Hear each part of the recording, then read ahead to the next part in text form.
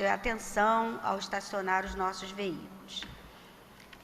Nesse momento, nós também queremos cumprimentar os companheiros que estejam conosco pela internet, pedindo sempre a Jesus que nos abençoe, nos envolvendo nas vibrações da pacificação. E hoje, a nossa página de estudo vem do livro Depois da Morte, que é do patrono da nossa casa, Leon Denis. O título é Fé, Esperança e Consolações.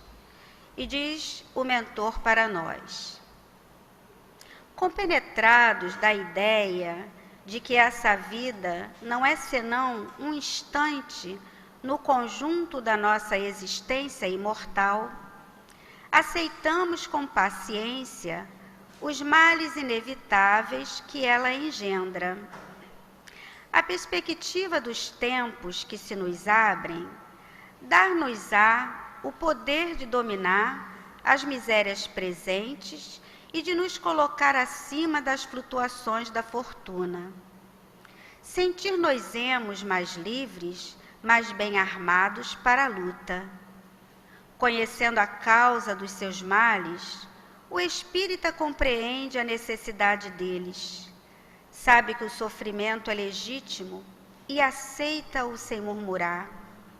Para ele, a morte nada destrói.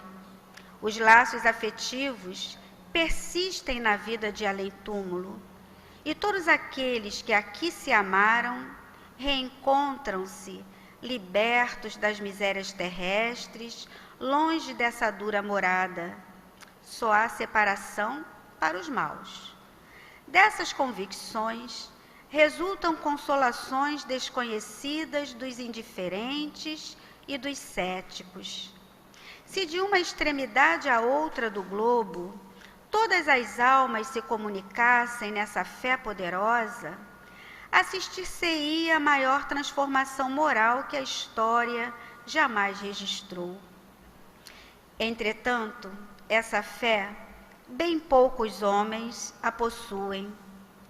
O Espírito de verdade falou à terra, mas esta não prestou atenção aos seus apelos. Não foram os poderosos que o escutaram, foram os humildes, os pequenos, os deserdados, todos aqueles que têm sede de esperança. A Revolução Espírita encontrou primeiro uma viva oposição nos meios religiosos e científicos. Esse estado de coisas tende a atenuar-se. Bem poucos homens têm a coragem de se desdizerem e de confessar que se enganaram. A maioria prefere combater durante toda a sua vida uma verdade que pode comprometer seus interesses ou arruinar suas afirmações. Outros, em segredo, reconhecem a beleza, a grandeza dessa doutrina, mas suas exigências morais os assustam. Presos aos seus prazeres, querendo viver à sua maneira, sem se preocupar com o além, afastam do seu pensamento tudo o que os levaria a romper com esses hábitos perniciosos, mas desejados. Esses comportamentos serão para eles, em consequência, a fonte de amargas recordações. Nossa sociedade enfebrecida preocupa-se mediocremente com o ensino moral. Muitas opiniões contraditórias se entrechocam. Em meio a esse estado confuso, elevado pelo turbilhão da vida material, o homem pouco reflete. Mas todo espírito sincero, que procura a fé e a verdade, encontrá-las-á na nova revelação. Uma influência do alto derramar-se-á sobre ele e o guiará na direção dessa luz nascente que um dia iluminará a humanidade inteira. Leon Denis. É muito belo. E é envolvido nessa vibração que a página nos traz, que nós vamos elevar o nosso pensamento para Deus e numa prece vamos dizer para Jesus: querido Jesus, estamos reunidos para o nosso momento de estudos e passes. Nós, os encarnados e os desencarnados. É com alegria, querido amigo, que nós te dizemos presente para mais uma noite de reflexão, quando estaremos estudando o teu Evangelho à luz do pensamento filosófico do patrono desta casa amada, Leon Denis. Pedimos, querido amigo, que fique conosco, nos ajudando a manter o pensamento nos estudos que nos trarão as nossas Luzia e Vera. Que possamos todos nós, unidos aos nossos guias, a todos esses amoráveis benfeitores que nos recebem, podermos deixar que essa espiritualidade benfeitora traga para nós o reconforto que o estudo oferece, para mais adiante recebermos ainda os passes. Que seja assim, Jesus, em nome da bondade do teu coração, em nome de Kardec, o codificador da doutrina espírita, em nome de Leon Denis, o patrono desta casa querida, mas acima de tudo, que seja em teu nome, Jesus, e em nome de Deus, que pedimos a permissão para iniciarmos essa nossa noite de estudos e passes. Mas para nossa segurança, Jesus, permanece conosco. Graças a Deus. Então, amigos, é a partir dessa página que a nossa querida Luzia vai falar para nós. Vamos abraçá-la como sempre, com o nosso carinho.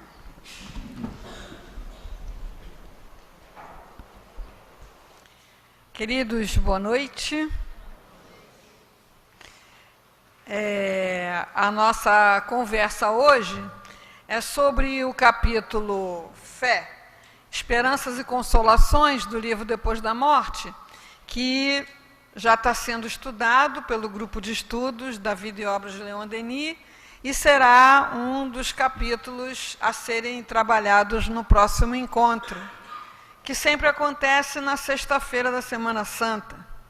Então, as pessoas que estão aí frequentando os estudos de quinta-feira, fazendo essa aproximação do pensamento de Leon Denis, que estão frequentando os cursos dos estudos da obra de Leon Denis, precisam já marcar na agenda, que já está à venda, né? Sexta-feira da Semana Santa do ano que vem, o nosso 32º encontro sobre vida e obras de Leon Denis. Venham fazer essa amizade, um diferencial na nossa vida. E nas nossas primeiras leituras, no grupo de estudo, saltou assim uma ideia de fé como sinônimo de confiança. Isso fez bastante diferença para a gente. E eu acho que é essa ideia que a gente precisa trabalhar. Porque espíritos antigos que somos, temos sido apresentados à fé como uma coisa meio mágica, como uma atitude de submissão a uma série de ritos, de práticas, de posturas, de condutas, que cada uma delas muito importantes a seu tempo, sem dúvida nenhuma, e muito importantes até hoje, que é a chamada fé religiosa.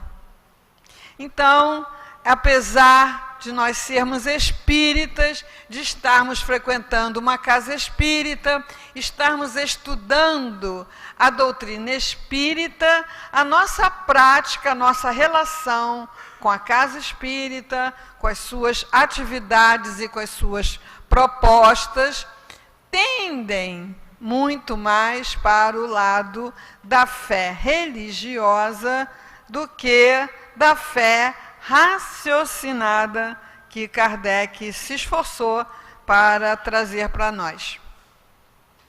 Até porque raciocinar dá trabalho, né? Cansativo. Não dá para a gente fazer lá tudo que tem que fazer, né? Resolver os problemas da vida, que afinal de contas é isso que me interessa. Consolar meu coração pelas dores da existência, facilitar o meu dia a dia. Não é para isso que serve a fé, o lugar da religião na nossa vida? É um inventário aí para cada um fazer dentro de si, porque não é que esteja errado, não está errado, mas é tão menos do que pode ser. É tão menos.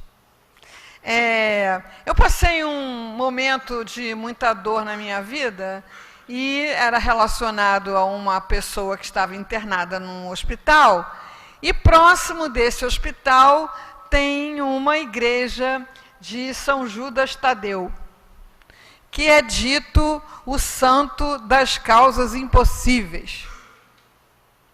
E lá tem um cantinho de oração, né? Aí eu ia lá, muito triste, eu ia lá. Aí comecei a ver umas plaquinhas que tem lá, até se vocês quiserem lá visitar a título de curiosidade, né? As plaquinhas, as pessoas agradecendo por terem ganho causas na justiça, as pessoas agradecendo por terem se livrado de um vizinho incômodo, as pessoas, né, agradecendo por terem conseguido se livrar daquela situação problemática. Elas mandam fazer umas plaquinhas e colam aquelas coisas lá, né? E mais aqueles ex-votos, né, mais famosos, né? A cabeça de cera, o coração de cera, o pezinho de cera, tudo lá, numa gruta, as velhinhas. A gente entra, você sente um aconchego, porque André Luiz descreve isso para a gente numa das suas obras, né? Não há lugar de oração que não esteja impregnado do amor, porque os benfeitores espirituais certamente não vão deixar de fazer um trabalho de consolação, de cura e até de desobsessão de uma pessoa, porque ela está requisitando isso numa igreja e não no centro espírita.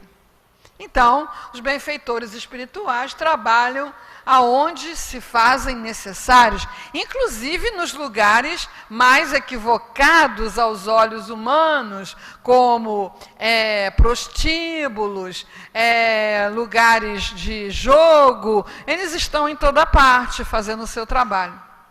Agora, falando isso, eu me lembrei, né, de um relato do Divaldo, que ele esteve num prostíbulo e resgatou de lá 10 crianças, filhas de prostitutas, que ficavam por ali, enquanto as mães atendiam os clientes, né? Então, pensando, que futuro teriam essas crianças ali, né? Então, conseguiu levar 10 crianças para serem educadas, terem uma chance, né? Lá na Mansão do Caminho.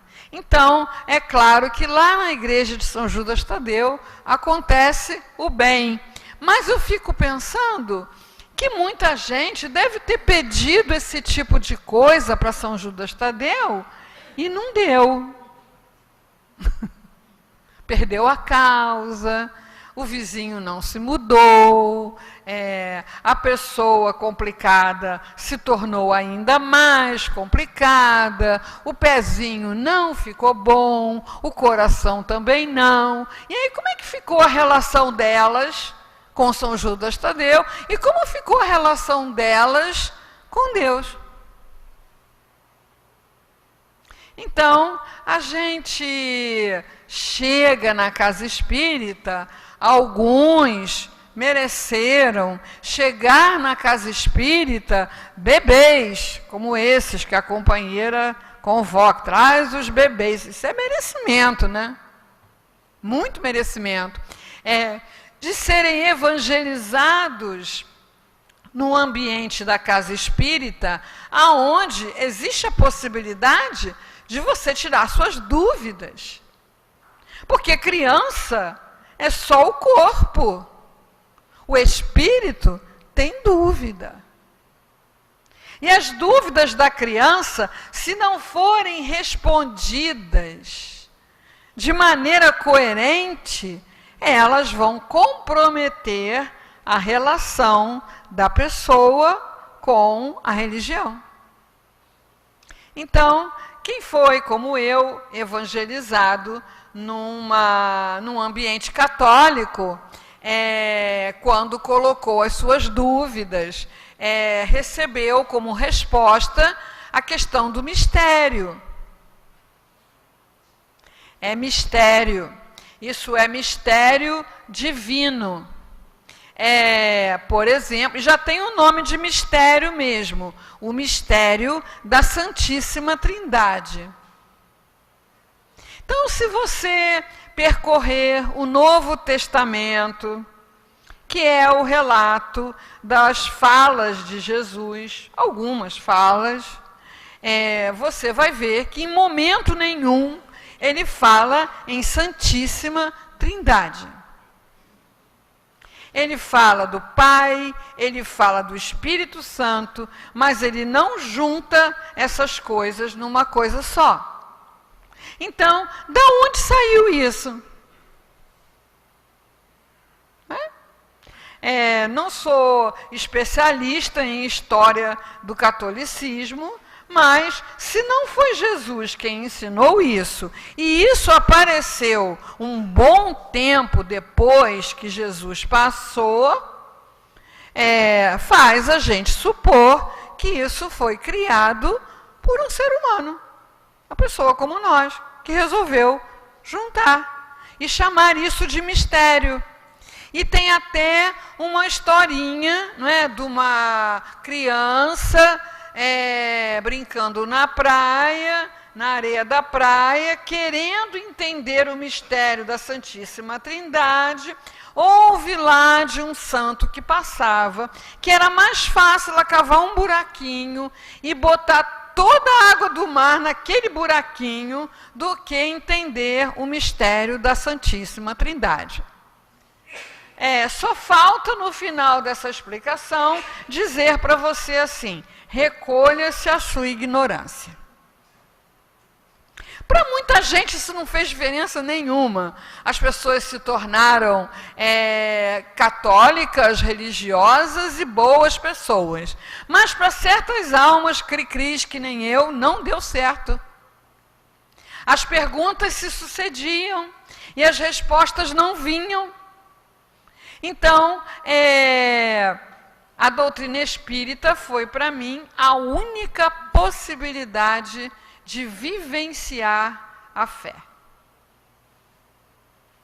Porque no catolicismo não tinha, nas outras instituições que eu sempre busquei também não tinha, e aqui tinha. Então, eu aqui cheguei, como muitos podem estar chegando agora, recentemente, não é? Entrei num curso do Livro dos Espíritos, que naquele tempo era o primeiro, o Livro dos Espíritos, e danei de fazer pergunta para aquelas pobres almas encarregadas de dar aquela aula para mim, né? E fazia pergunta, e fazia pergunta, e fazia pergunta, e só que as perguntas eram respondidas. Mesmo que a resposta não fosse perfeita, mesmo que a resposta não se mostrasse uma perfeição de sabedoria, o canal ficava aberto. Olha, você pode ler mais sobre isso no livro tal. Olha, você pode conversar sobre isso com o fulano, porque ele estuda muito esse assunto.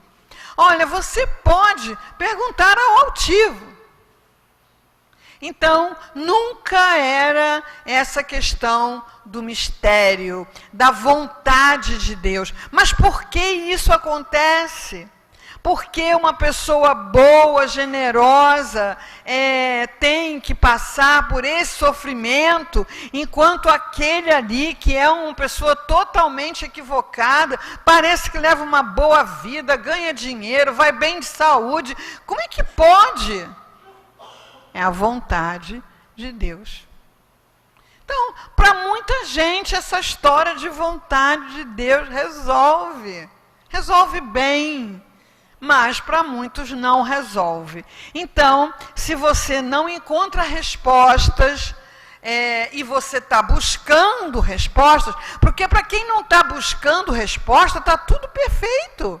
Você entra no templo, vivencia lá a prática, o culto, e sai bem, tranquilo, feliz da vida, e vida que segue. Mas para quem está procurando respostas e não encontra as respostas, muitas vezes sobra o materialismo. Porque o materialismo é totalmente descompromissado de te dar respostas. Ninguém procura respostas no materialismo, porque sabe que não tem. Então, se você perguntar para o materialismo, por que essa dor na minha vida? Azar. Por que aconteceu isso comigo e não acontece isso com o meu vizinho? Porque você deu bobeira. E o que é que eu faço agora que aconteceu isso na minha vida? Mudou tudo. As pessoas que eram importantes para mim desencarnaram. Perdi meu trabalho, fiquei doente. E agora o que é que eu faço? Se vira. Então, você encontra no materialismo hoje uma série de explicações sobre o universo, sobre o cérebro, a neurociência está aí evoluindo, explica isso, explica aquilo, tem a área disso, tem a área daquilo. Tá, mas agora eu estou passando por esse problema, o que eu faço? Problema seu.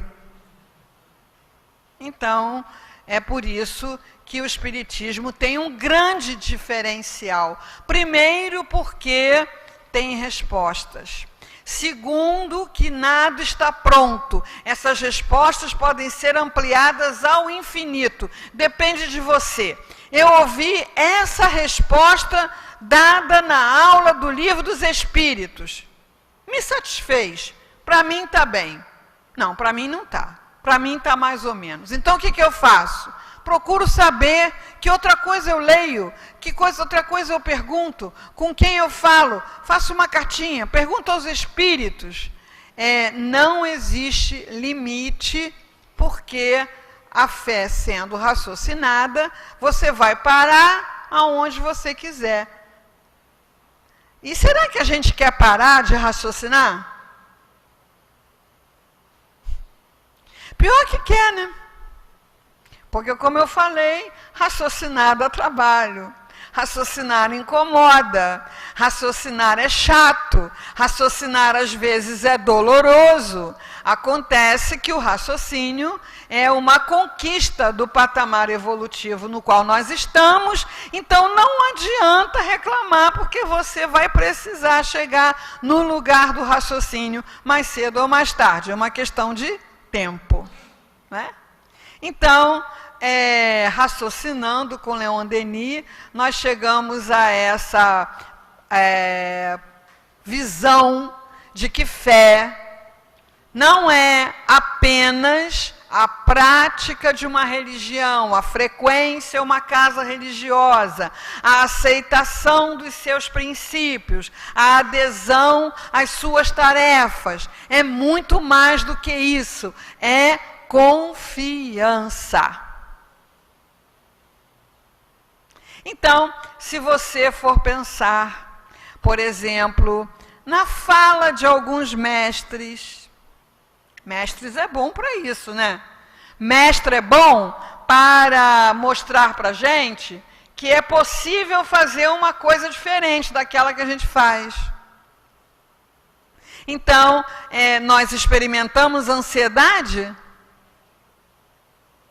Alguém aqui tem esse problema? Parece que tinham até entrar aqui no centro. Parece que agora estão todos muito relaxados, alguns até completamente relaxados. Mas, em alguns momentos, nós temos ansiedade, não é?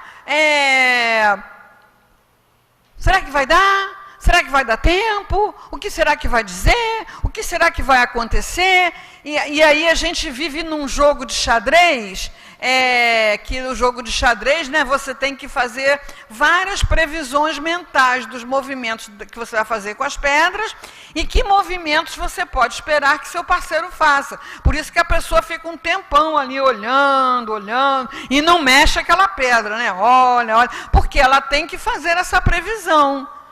Se eu mexer aquela pessoa pode fazer isso, pode fazer aquilo, né? Então, a gente fica nessa ansiedade, porque muitas vezes não tem confiança. Então, a confiança em Deus parece que é um privilégio de alguns, parece que é uma auréola na cabeça de alguns mestres que têm uma confiança em Deus plena, absoluta. E eu digo, é meu sonho de consumo. Então, nossa querida Teresa d'Ávila tem um texto dela que é muito conhecido, né? Se você tem Deus, só Deus basta. Nada te turbe, nada te incomode, porque se você tem Deus, só Deus basta. Agora, ela falava isso da boca para fora?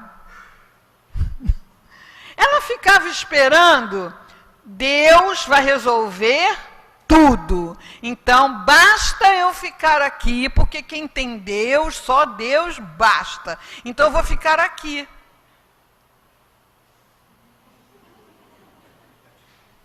Não é? Então, ela se propôs a fundar mosteiros, ela se propôs a viver uma mediunidade gloriosa que ela tinha, né? Uma mediunidade de desdobramento, uma mediunidade estática, né? E escrever, se comprometeu a escrever, correndo o risco de ser queimada, escreveu. Ela não foi queimada, mas ela foi proibida de abrir mosteiros, para não desencaminhar as moças, né? Mas ela não obedecia. Então, essa história eu ouvi do Altivo, que Altivo era fã de carteirinha de Teresa d'Ávila, né? E ela tinha que abrir um mosteiro, só que para abrir o mosteiro, vinha ela e as noviças carregando as coisas, tinha que atravessar um rio, e o barqueiro estava proibido de atravessar Teresa d'Ávila. E aí ela falou assim, você não vai me atravessar não? Pegou a roupa, amarrou na cabeça, as noviças a mesma coisa, e ela atravessou o rio a pé, carregando as coisas para o outro lado. E aí apareceu Jesus. Viu, Teresa, como eu trato meus amigos? E ela disse, não me admira que os tenha tão poucos.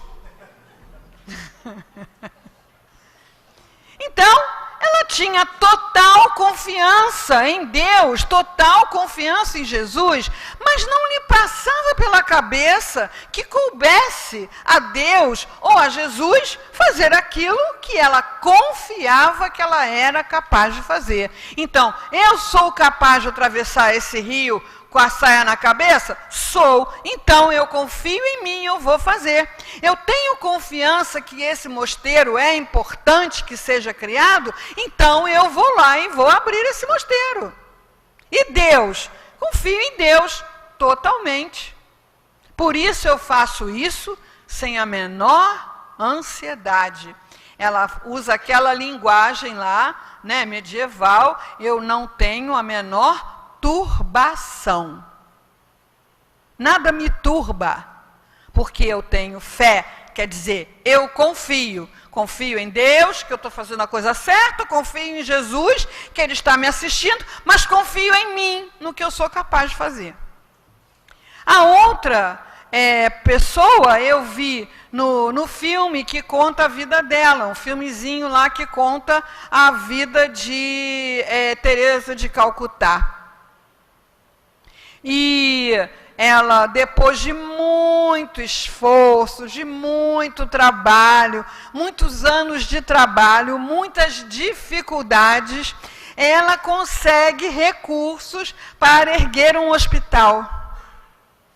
Porque ela trabalhava na rua, ela trabalhava nos templos abandonados, ela trabalhava onde dava. E aí ela conseguiu os recursos para erguer um hospital. E estão lá as pessoas voluntariamente trabalhando, erguendo aquele hospital. Chega uma retroescavadeira do governo para derrubar aquilo. E algumas pessoas que estão ali com ela se desesperam. Madre, vão derrubar o hospital. Olha só, presta atenção. Se for da vontade de Deus que esse hospital se erga agora, ninguém vai conseguir derrubá-lo. E se alguém conseguir derrubá-lo, é porque não é a vontade de Deus que ele seja erguido agora. Simples assim.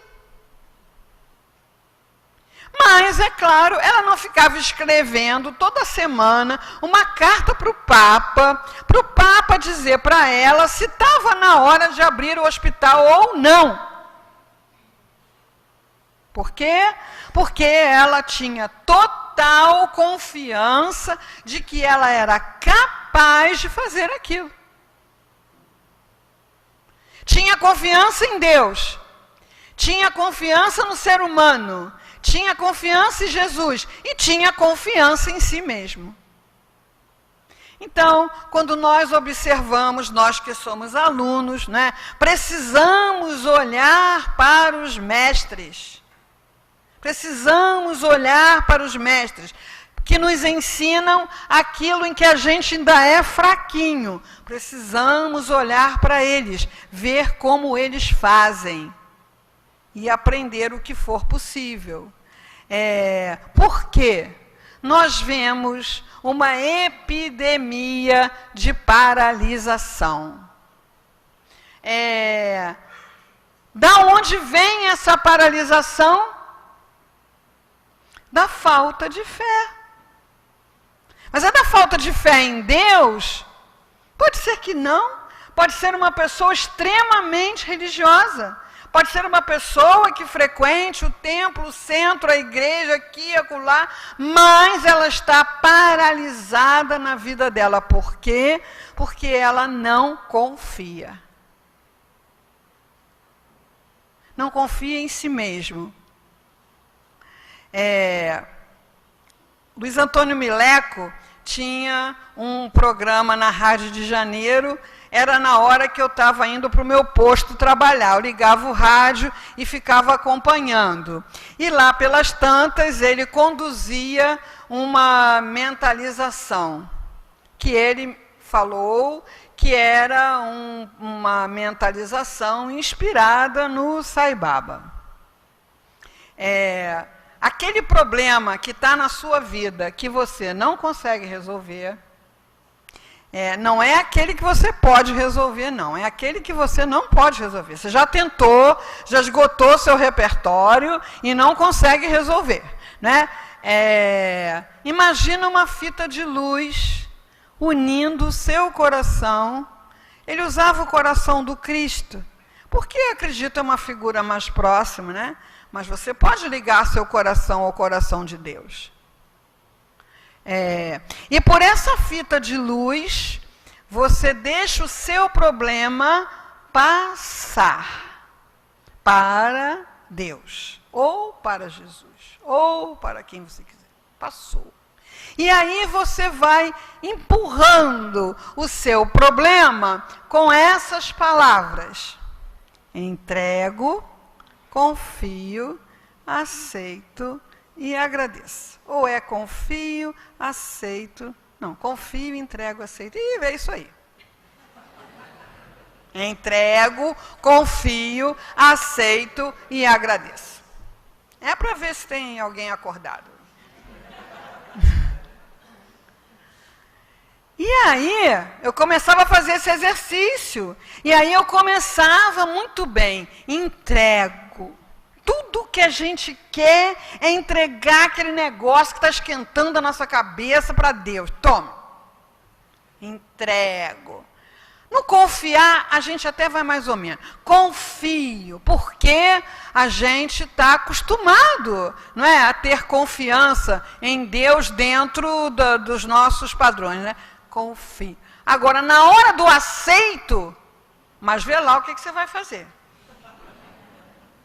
Aí o fio de luz arrebenta. Arrebenta.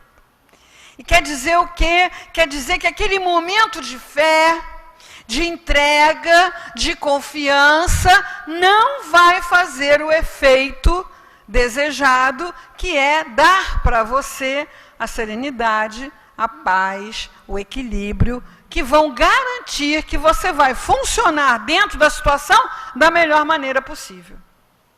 Então, eu pratiquei muitas vezes quando eu tinha minhas filhas ainda, naquela idade maravilhosa em que os jovens saem para se divertir.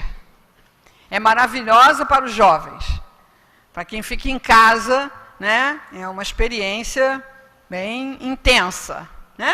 Então, eu começava, né, meus filhos, entrego, confio, mas você vai me entregar eles de volta sãos e salvos. A ansiedade não diminuía nem um pouquinho, um nadinha. Por quê? Porque não foi, você não entregou. Não entregou. Tive uma situação muito ilustrativa também, do tempo que eu fazia cirurgia, e o meu anestesista chegou no centro cirúrgico pálido, porque ele foi fazer aquela visita no quarto, né? Se apresentou para a paciente, e a paciente disse assim para mim: o senhor é o anestesista? Sou. Está vendo esses aqui? Retrato dos filhos, está vendo? Eu preciso criá-los, vê lá o que você vai fazer. Imagina qual é o grau de controle que você tem numa hora dessa. Qual é o grau de controle que você tem sobre o saber, o conhecimento, a habilidade do anestesista? Nada. Zero. Então, para que serviu essa reclamação? Para estressar o anestesista. Então, se antes você poderia ter um anestesista calmo, você agora tem um anestesista tenso. Eu preferiria ficar com a primeira opção. E se eu entreguei, ok, entreguei em confiança, aceitando, e o resultado não foi bom? Eu vou agradecer?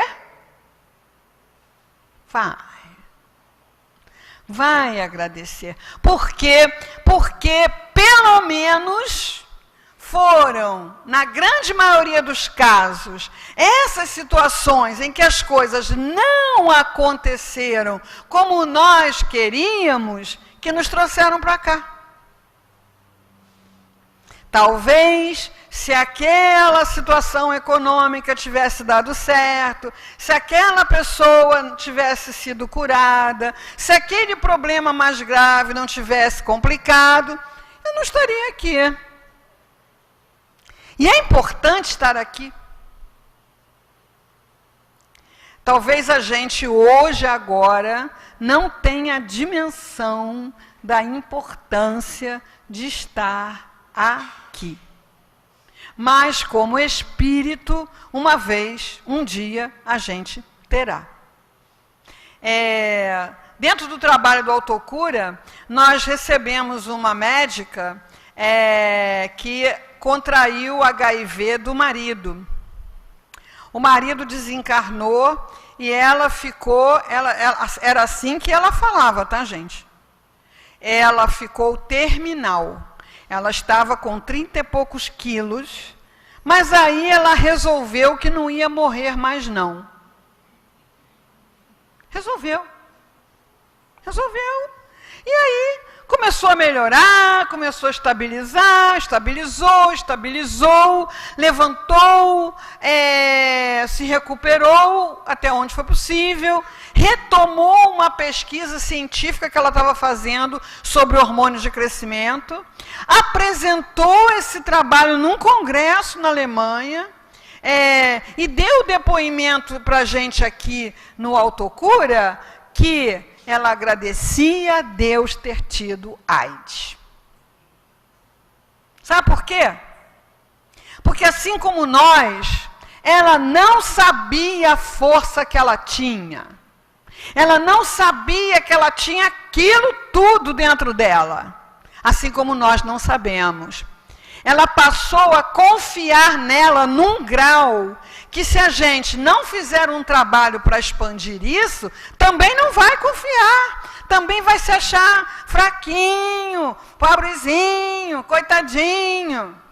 Porque ignoraremos as forças que habitam em nós. E muitas vezes só essas situações muito graves é que nos apresentam a nós mesmos. Olha quem você é. Olha do que você é capaz. E por que a gente é capaz de tudo isso? Por que uma pessoa fica paraplégica, perde as pernas, perde um braço, perde os braços, as pernas, e depois se torna um atleta paralímpico? Como é que acontece isso? Eu vi um programa apresentando o rapaz que planejou todo o sistema de circulação de cadeiras de rodas na Vila Olímpica. A entrada, a saída dos estágios, aquilo tudo. Quem era esse rapaz? Um rapaz que estava se preparando para um dia ser um atleta olímpico de judô, que sofreu lá uma queda e ficou paraplégico.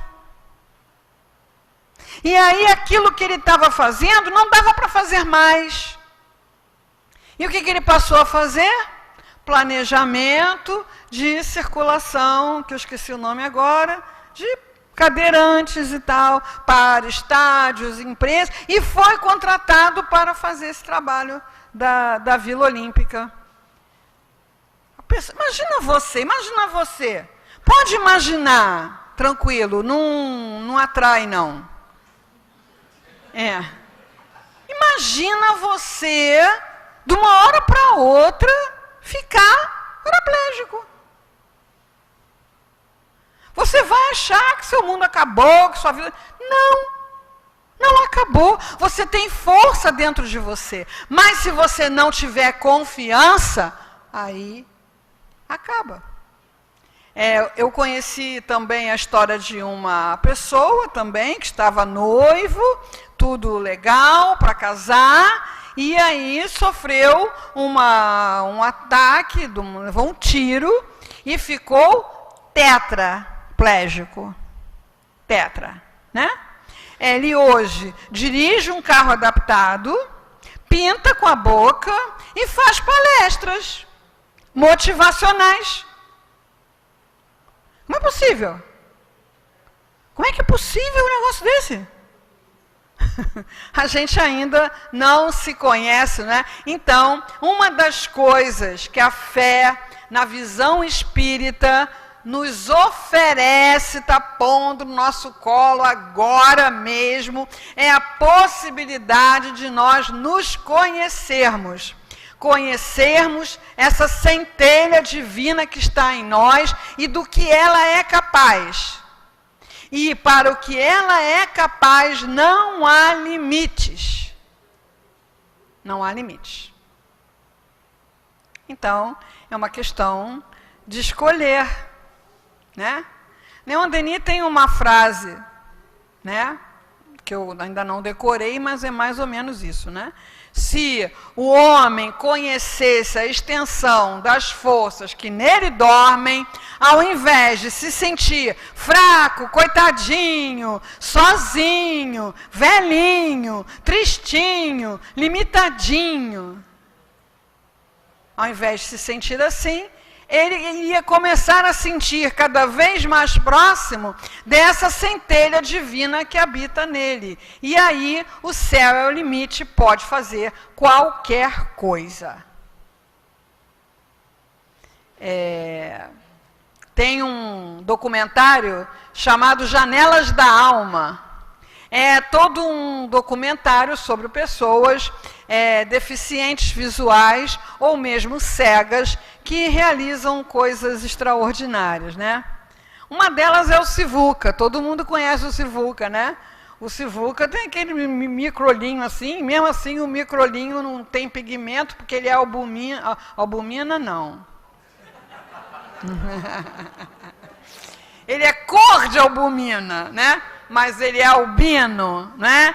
E o sentido da audição dele tem um grau de desenvolvimento absurdo. Ele pega uma chaleira e toca música, né? E o que é principal, né? É a alegria de viver, é a força, o encantamento, o maravilhamento diante da... Olha esse som, olha esse som. Porque está em contato com essa centelha divina. E nesse documentário é mostrado um fotógrafo cego. Aí você fica assim, como é que pode, fotógrafo cego?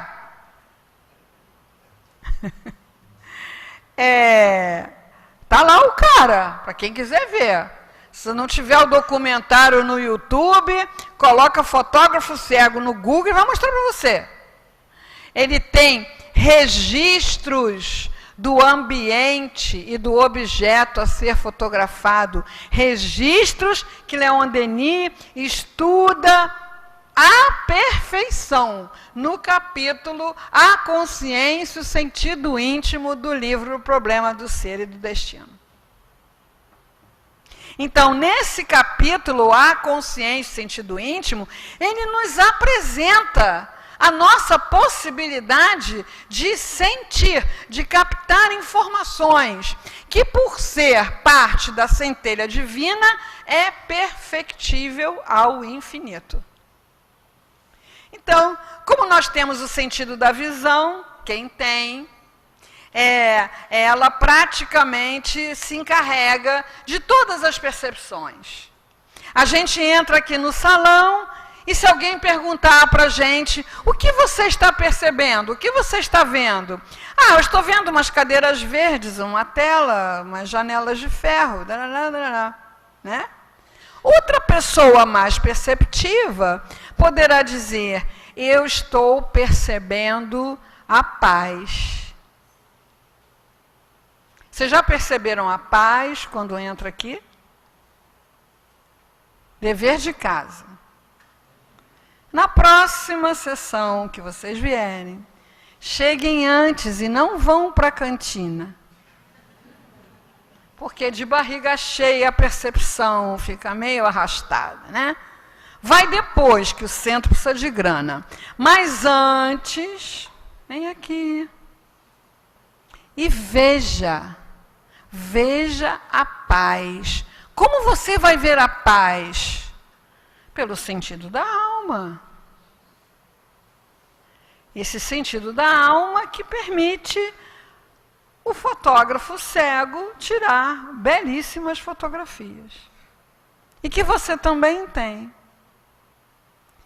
E que permite você ter acesso, talvez, aos desdobramentos desse salão. Então, tem médiuns videntes, ou que, durante o transe mediúnico, descreveram para nós que essas paredes se abrem, né, para salões outros de socorro, de atendimento, de estudo. E talvez você entrando aqui, confiando, porque se não confiar não acontece, você vai ver a paz, você vai ver o amor, você vai ver a espiritualidade com os olhos da alma. Porque a espiritualidade, mesmo para os videntes, ela não é vista com os olhos. Por isso que muito vidente, não é vidente de ler futuro, não, vidente de ver espírito, né? Quando eles começam a ver espíritos, em geral na infância, eles ficam muito assustados, eles fecham o olho, mas continuam vendo, porque não é o olho que vê, né? Apesar da ficção misturada, aquele filme O Sexto Sentido mostra muito bem isso, né? Então, se vocês hoje virem mamãe desencarnada sentada na cabeceira da cama, não adianta fechar o olho que você vai continuar vendo, né? Você confia nisso? Confia? Então, nosso registro de confiança está desenvolvido até onde a gente parou. Tudo. O seu conhecimento de matemática está parado aonde você parou de estudar matemática.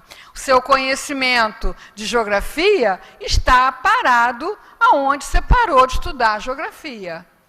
O seu desenvolvimento das potências da alma está aonde você parou de desenvolver as potências da alma. Então, como é que eu vou desenvolver as potências da alma? Não é algo que eu veja, não é algo que eu pegue, não é algo que eu sinta, cheiro, mas é algo que você vai experimentar, mas se você tiver confiança.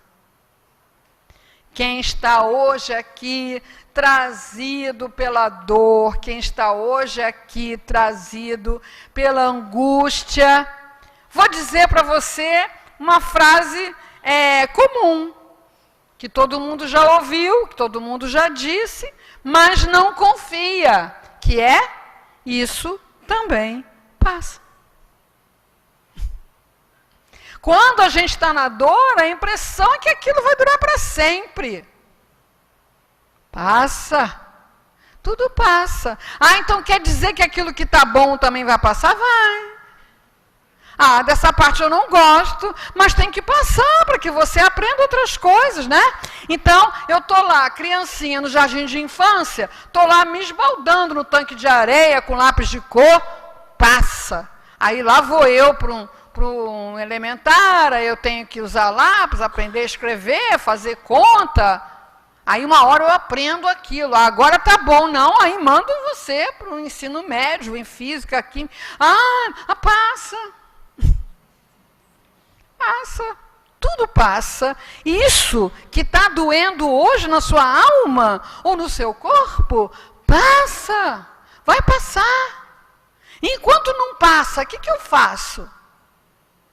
Aprende.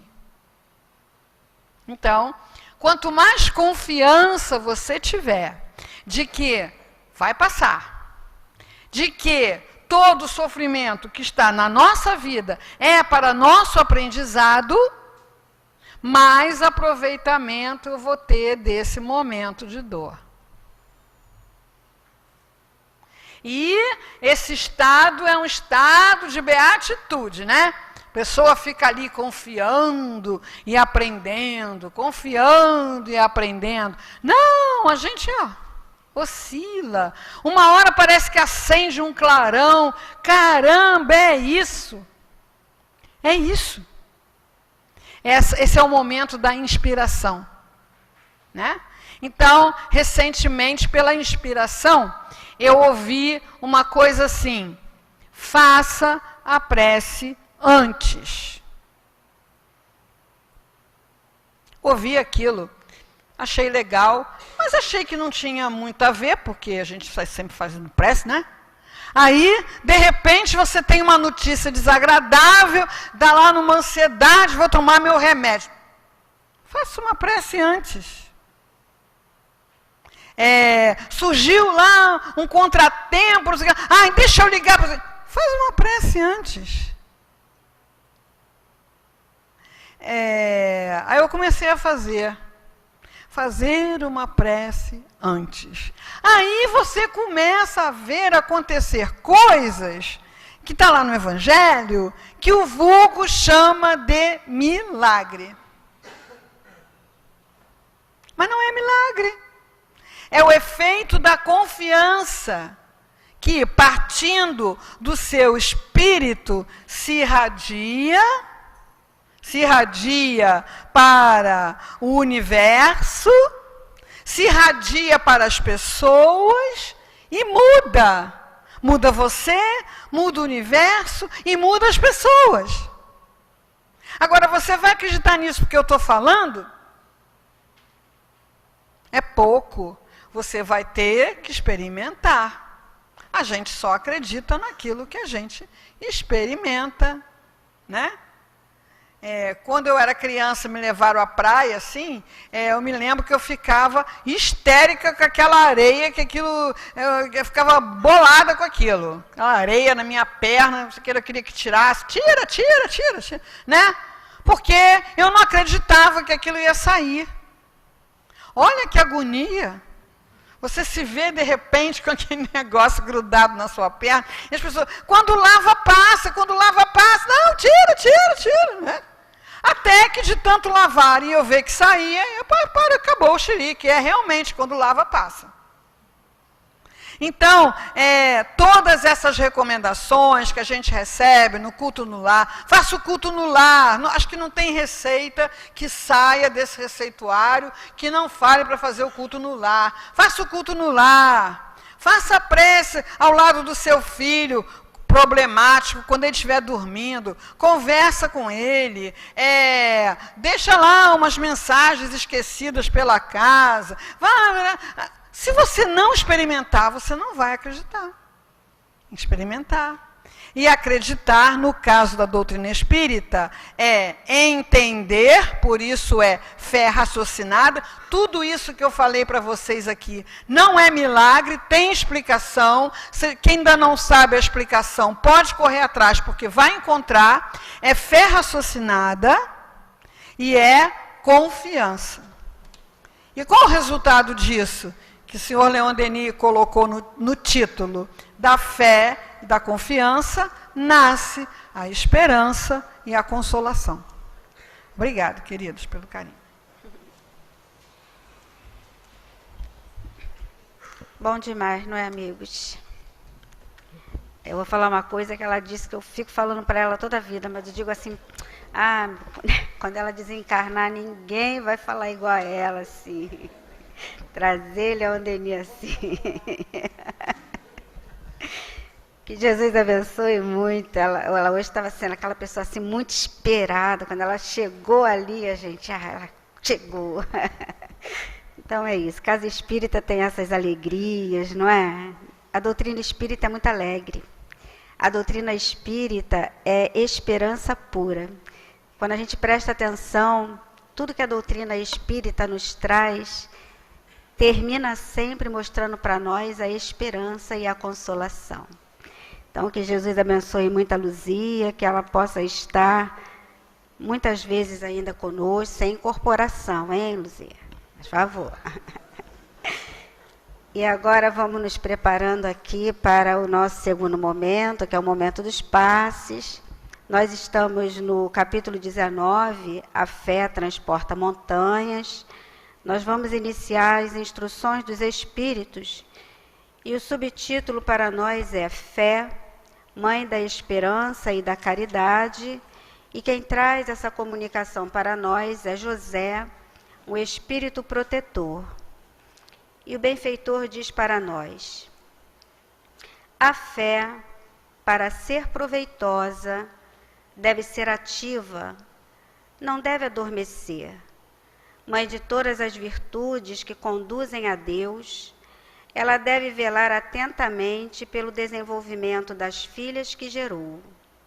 A esperança e a caridade são uma consequência da fé.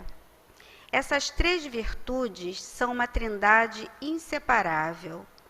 Não é a fé que nos dá esperança de vermos realizadas as promessas do Senhor? Porquanto, se não tivermos fé, que esperaremos? Não é a fé que dá o amor? Pois se não tiverdes fé, que reconhecimento tereis? E, por consequência, que amor? A fé, divina inspiração de Deus, desperta todos os nobres instintos que conduzem o homem ao bem. É a base da regeneração. É preciso, pois, que essa base seja forte e durável, porque se a menor dúvida vier abalá-la, o que acontecerá com o edifício que construíste sobre ela? Construí, portanto, esse edifício sobre fundações inabaláveis. Que a vossa fé seja mais forte que os sofismas e as zombarias dos incrédulos, porque a fé que não desafia o ridículo dos homens não é a fé verdadeira. A fé sincera é arrebatadora e contagiante. Comunica-se àqueles que não a têm, ou mesmo não a queiram ter. Ela encontra palavras persuasivas que atingem a alma, enquanto que a fé aparente só tem palavras sonoras que deixam a quem as escuta frio e indiferente. Pregai pelo exemplo da vossa fé, para transmiti-la aos homens. Pregai pelo exemplo das vossas obras, para lhes demonstrar o mérito da fé. Pregai pela vossa esperança inabalável, para lhes fazer ver a confiança que fortifica e faz com que se enfrentem todas as vicissitudes da vida. Tende, pois, a fé com tudo que ela contém de belo e de bom, na sua pureza, na sua racionalidade. Não aceiteis a fé sem comprovação, filha cega da cegueira. Amai a Deus, mas sabei por que o amais. Crede em suas promessas, mas sabei por que acreditais nelas. Segui nossos conselhos, mas conscientes do objetivo que vos indicamos e dos meios que vos trazemos para alcançá-lo. Crede e esperai, sem jamais fraquejar. Os milagres são frutos da fé. José, Espírito Protetor. E é com essa mensagem de consolo e esperança que nós chamamos os companheiros médios para se posicionarem para o momento do passe. Não vamos nos distrair, a movimentação é necessária. É um trabalho para os médios da Casa de Leon Denis. Nós outros vamos manter o pensamento no estudo que nos trouxe a nossa Luzia, no consolo trazido pelo Evangelho através do benfeitor. Vamos agradecer a Deus, amigos, porque estamos na casa espírita, porque estamos tendo contato com a doutrina dos espíritos, porque estamos vivendo a nossa oportunidade. Vamos abraçar aqueles que trazemos no nosso sentimento, no nosso pensamento. Vamos agradecer sempre, na certeza de que Jesus está presente conosco. Querido Jesus, estamos reunidos para o momento do passe. Nós e todos aqueles amigos que conosco estão através da mídia. O nosso coração te agradece por essa hora também. Abençoa os companheiros médios, os benfeitores que virão através dos companheiros médios, que possamos todos juntos termos a certeza de que a consolação se fará presente através desses benfeitores espirituais. Abençoa, Jesus, a hora do passe. Graças a Deus. Que a paz de Deus nos envolva hoje e sempre. Amigos e irmãos, hoje estamos meditando sobre o capítulo 19, A Fé Transporta Montanhas, o item 11, a fé, mãe da esperança e da caridade. Nós, espíritos imortais, em aprendizado aqui na Terra, nesse planeta de provas e expiações, sabemos o quanto é importante a fé, essa fé que a gente aprende na doutrina espírita, essa fé verdadeira, essa fé raciocinada, essa fé que nos conduz a Deus, que nos conduz a Jesus. Ao falar que a fé raciocinada, verdadeira, nos conduz a Deus e a Jesus, lembro-me agora daquela passagem daquela senhora que sofria de uma hemorragia e, ao encontrar-se com Jesus, ela conseguiu ficar bem, ter de volta a sua saúde. E Jesus indagou: quem foi que me tocou? Saiu uma virtude de mim. Quem foi? E ao descobrir-se quem foi, ele virou para essa senhora e disse: a tua fé te salvou. Então nós já vimos agora o tempo todo quão é importante ter fé, ter confiança no nosso Criador, ter confiança nos ensinamentos de Jesus. Essa fé nos envereda, nos leva ao caminho da esperança, nos faz ficar firmes e fortes diante de todos os obstáculos que a vida nos apresenta para o nosso crescimento, para o nosso aprimoramento, para a nossa elevação. Sem essa esperança, o que faríamos? Sem essa esperança trazida pela fé, o que faríamos diante de todas essas situações do dia a dia que nos espetam, feito várias agulhas que nos machucam, mas que com fé em Deus e em Jesus sabemos que isso tudo é para o nosso aprendizado, isso tudo nos faz bem no final das contas, isso tudo nos faz crescer.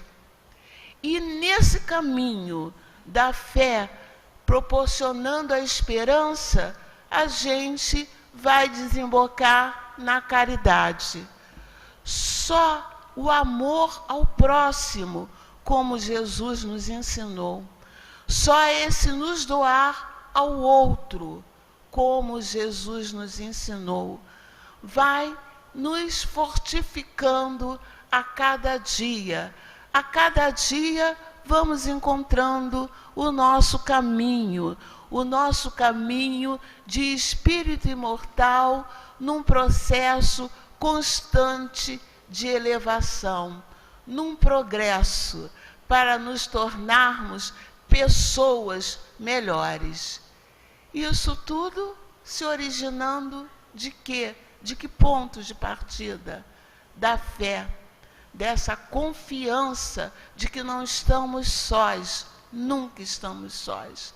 Estamos sempre acompanhados pelos bons espíritos E essa companhia se traduz em amizades que a gente encontra no dia a dia, em mãos nos sustentando no dia a dia, em lições de aprendizados da casa espírita, também nos sustentando, nos dando força, nos dando coragem para caminharmos seguros, sim, com dores, sim, mas sabendo que estamos crescendo, que estamos evoluindo, que estamos nos melhorando, que estamos assumindo a nossa verdadeira essência de espíritos imortais.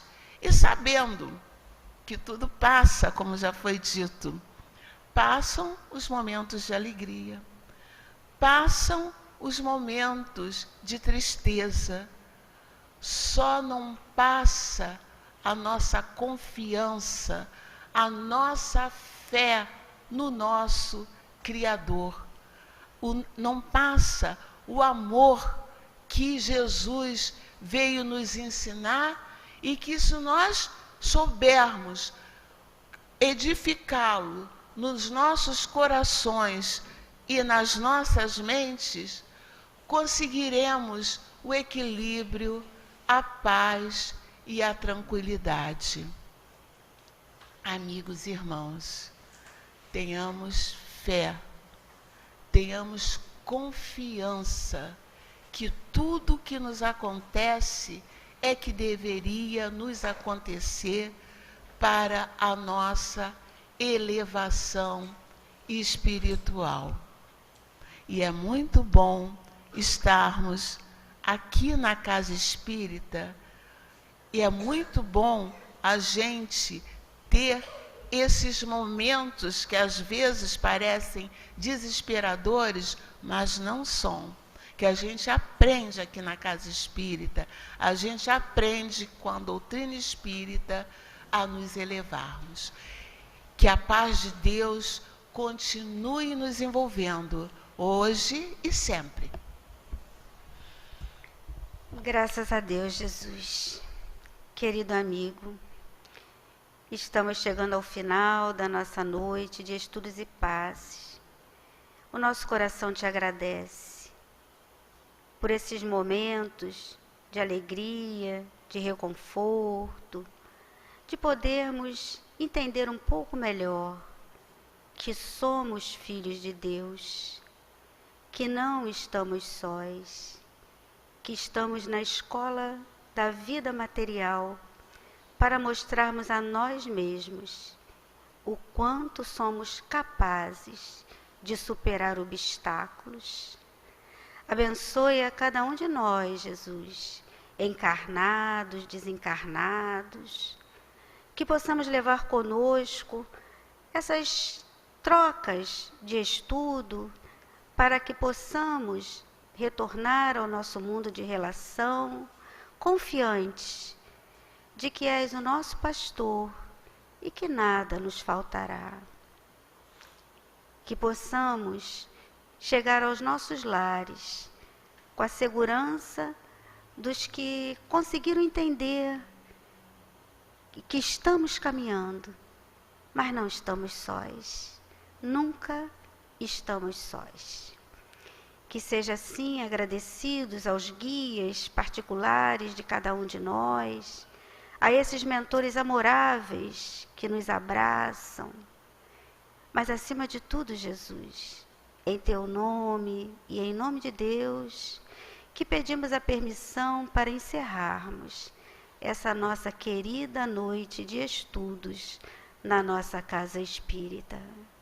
Mas Jesus, permanece conosco, amigo, porque sabe o quanto precisamos de ti. Graças a Deus. Muita paz, amigos.